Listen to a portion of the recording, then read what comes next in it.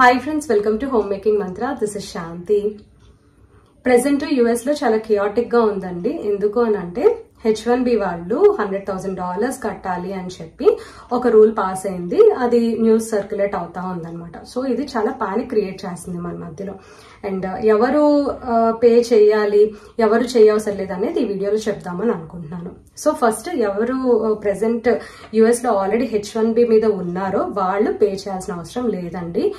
Including ఇప్పుడు H1 already students కూడా ఇప్పుడు నెక్స్ట్ H1B ఫైల్ చేసుకుందాం అనుకుంటున్నారో వాళ్ళకు కూడా ఈ రూల్ అప్లికబుల్ కాదు. ప్రెసెంట్ అయితే ఇదే చాలా మంది ట్విట్టర్ లో అండ్ ఇన్స్టాలో ఈవెన్ మన న్యూస్ లో కూడా లాయర్స్ చాలా మంది చెప్తా ఉన్నారు.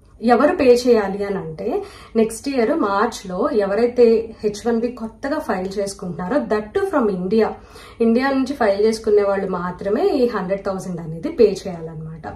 ఆల్రెడీ స్టూడెంట్స్ ఎవరైతే ఇప్పుడు F1 మీద ఉంటారు కదా వాళ్ళు కొత్తగా H1 కి అప్లై చేసుకుంటారు, వాళ్ళకు కూడా ఈ రూల్ అప్లై అవ్వదు.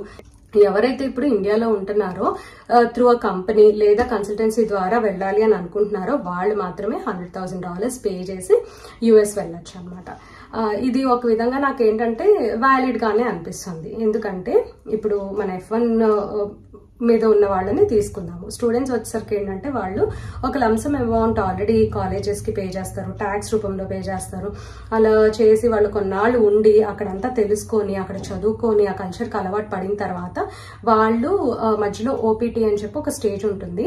ఆ స్టేజ్ లో ఏంటంటే మనం వీసాకి అప్లై చేసుకోవడానికి, లేకపోతే నెక్స్ట్ చదువుకోవాలి అని అంటే కాలేజ్కి అప్లై చేసుకోవడానికి, లేదంటే ఆ టైంలో ఏదైనా కోర్సెస్ నేర్చుకొని నెక్స్ట్ ఏం చేయాలి అని చెప్పి ఆలోచించుకోవడానికి వాళ్ళ గ్రేస్ పీరియడ్ అనేది హెల్ప్ చేస్తుంది అనమాట.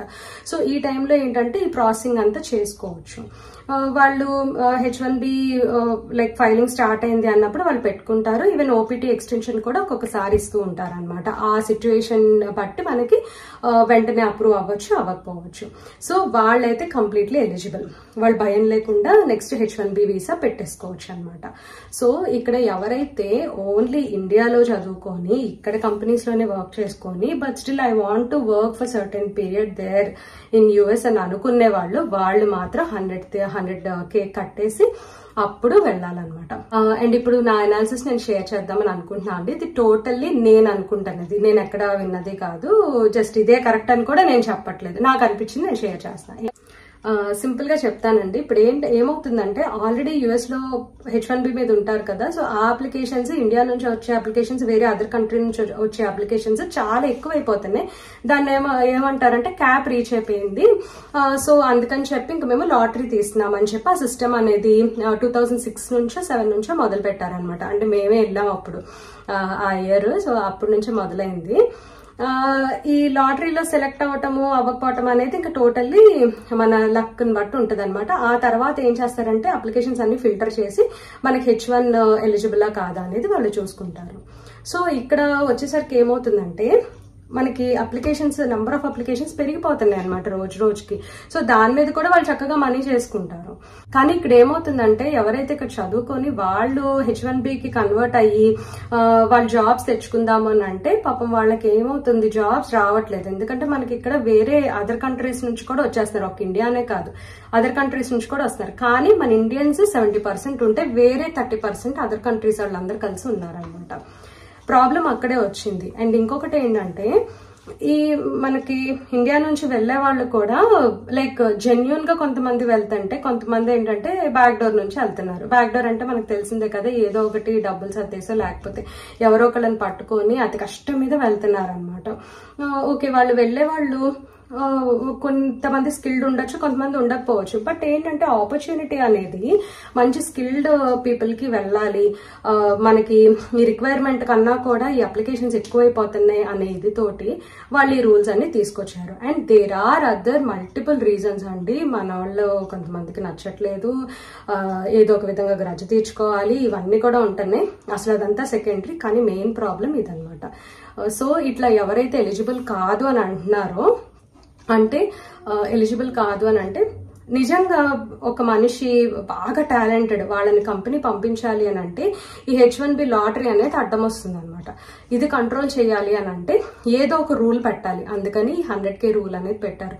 సో పర్పస్లీ వెళ్ళాలి, వెళ్తే బాగుంటుంది, అక్కడ కొన్నాళ్ళు సంపాదించుకోవచ్చు అని అనుకునే వాళ్ళు డెఫినెట్లీ 80 lakhs పే చేసి అయితే వెళ్ళరు.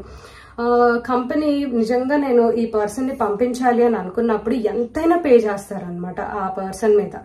సో అట్లాగా వాళ్ళు ఈ రూల్ తీసుకొచ్చారు అని చెప్పి నాకైతే అనిపిస్తుంది. సో ఎవరన్నా హర్ట్ అయి ఉంటే మాత్రం ఈ పాయింట్ లో సారీ అండి, నేను ఎవరిని హర్ట్ చేయాలనే ఉద్దేశం కాదు, బట్ రియల్ గా బయట జరుగుతుంది, నేను చెప్తున్నాను మీకు. అండ్ ఇది వచ్చేసరికి ఏంటంటే స్టిల్ కోర్టులో ఉంది కాబట్టి మనకి ఇంకా బోల్డ్ అంత టైం ఉందన్నమాట ఆలోచించుకోవడానికి. ఏంటంటే నెక్స్ట్ అసలు ఏంటి మనకి రూల్స్ తెలియడానికి ఇదంతా కూడా చాలా టైం ఉంది. కంపెనీస్ అన్ని కూడా దీనికి ఫర్ గా ఉండదండి, కొంతమంది అగేన్స్ట్ గా ఉన్నారు కాబట్టి డెఫినెట్ గా కోర్టుని అపీల్ చేస్తారు.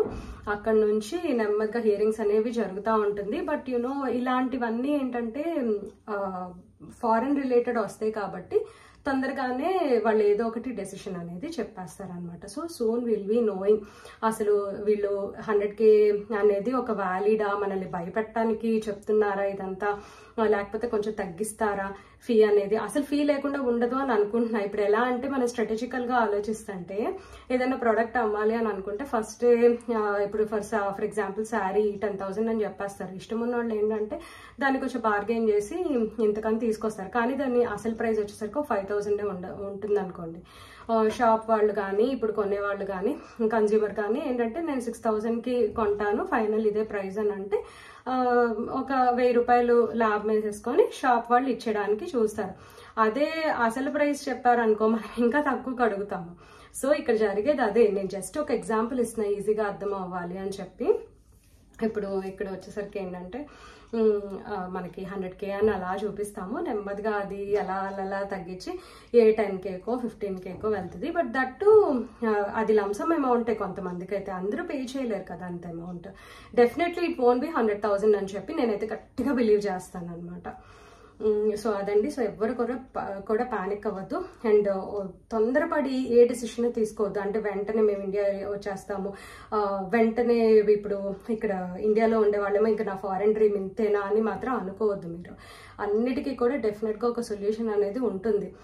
కంపెనీస్ అంత తొందరగా ఏమి ఊరుకోవండి, బికాస్ అది అసలు అంత బిలియన్స్ లోనే ఉంటాయి, మిలియన్స్ లోనే ఉంటాయి కదా కంపెనీస్ అంటే. డెఫినెట్ గా వాళ్ళు ఏదో ఒకటి ఈ ప్రాబ్లమ్ ని సార్ట్అవుట్ చేస్తారు. దీని గురించి ఎక్కువ టెన్షన్ తీసుకోవద్దు. ఎవరెక్కడ ఉన్నారో హ్యాపీగా ఉండండి. ఎక్కువ టెన్షన్ తీసుకుంటే మళ్ళీ అది హెల్త్ మీదకి వస్తుంది. డెఫినెట్లీ మళ్ళీ అదొకటి ఖర్చే కదా మనకి. దట్టు ఇది వీకెండ్ కాబట్టి సాటర్డే సండే అనేది ఏ డెసిషన్స్ తీసుకోలేరు. Will wait for weekdays. So అది ఇంకా నేను చెప్పాలనుకుంది ఏంటంటే మన దేశాన్ని మనం ఎంత తొందరగా డెవలప్ చేసుకుంటే ఇంకొక దేశం మీద డిపెండ్ అవటం తగ్గుతుంది. అది ఎప్పుడవుతుందో చెప్పనా అండి, మన వాళ్ళు వచ్చి పాపం ఇక్కడ బిజినెస్లు పెడతారు. ఫర్ ఎగ్జాంపుల్ ఇప్పుడు ఏదైనా ఒక ప్రోడక్ట్ కొనుక్కోవాలి, దాని మీద నేను బిజినెస్ చేయాలి అని అంటే అది జెన్యున్ ప్రోడక్ట్ అయి ఉండాలి.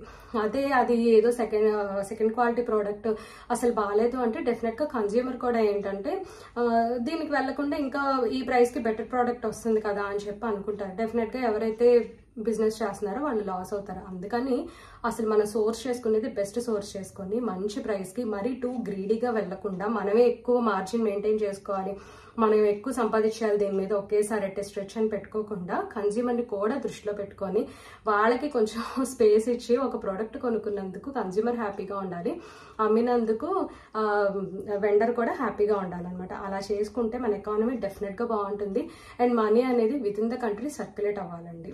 మనం తీసుకెళ్ళి లైక్ యూనో ఫర్ ఎగ్జాంపుల్ చెప్తున్నాను, మనం ఎక్కువగా ఏం చేస్తామంటే ఇక్కడ తిరిగే బదులు ఫారెన్కి వెళ్ళి స్పెండ్ చేస్తాం. దాని బదులు ఏంటంటే చక్కగా మనం ఇక్కడిక్కడే పెడుతుంటే బోల్డ్ అంత సపోర్ట్ ఉంటుంది. నేను ఫారెన్ ట్రిప్స్కి అగేన్స్ట్ కాదండి బాబు, నేను నిజంగా చెప్తున్నాను, వెళ్ళొచ్చు. కానీ ఒక ఎగ్జాంపుల్ ఇస్తాను. అలాగే మనం కొనే ప్రోడక్ట్స్ కూడా ఎక్కువ ఇండియన్ ప్రోడక్ట్స్ మీద మనం ఇన్వెస్ట్ చేసుకోవడం. యూనో ఇప్పుడు దానికి బెస్ట్ ఎగ్జాంపుల్ చైనా అని చెప్పుకోవచ్చు అనమాట. వాళ్ళలో వాళ్ళు భలే కోఆపరేట్ చేసుకుంటారు, అక్కడక్కడే సర్క్యులేట్ అవుతాయి. అండ్ నెక్స్ట్ కంట్రీ వచ్చేసరికి యుఎస్. వాళ్ళు ఏంటంటే బయట నుంచి ప్రోడక్ట్స్ అవన్నీ అసెంబ్లీ చేయించుకొని అవన్నీ తయారు చేయించుకొని తెచ్చుకున్నా సరే, వాళ్ళు ఇంపోర్ట్ చేయించుకున్నా విత్ ఇన్ ద కంట్రీయే మ్యాక్సిమం సర్క్యులేట్ అవుతుంది అనమాట. సో అది మనం ఏదైనా తెలివిగా చేయాలి అని అంటే అలా చేసుకుంటే బాగుంటుంది అని అనుకుంటున్నాను. సో ఏదైనా సరే at the end of the day unity like మంచి so at the end of the day మనందరం కలిసికట్టుగా పనిచేస్తే ఒక యూనిటీతో ఉంటే మాత్రం మనం అసలు ఎక్కడో ఉంటాం, టాప్లో ఉంటామని అనుకుంటాను. ఈ వీడియో మీకు నచ్చినట్లయితే తప్పకుండా లైక్ చేయండి, కమెంట్ చేయండి. ఇందులో ఏమైనా నేను మిస్టేక్స్ చేస్తే కరెక్ట్ చేయడానికి ట్రై చేయండి, అంతేగాని నీకేం తెలియదు అలా కదా, నేను జస్ట్ నా అనాలిసిస్ షేర్ చేశానని చెప్పాను కదా. సో ఇదండి వాళ్ళ వీడియో. మీకు నచ్చితే తప్పకుండా లైక్ చేయండి, కమెంట్ చేయండి, ఛానల్కి సబ్స్క్రైబ్ చేసుకోండి. Thank you for watching. Thank you for your time.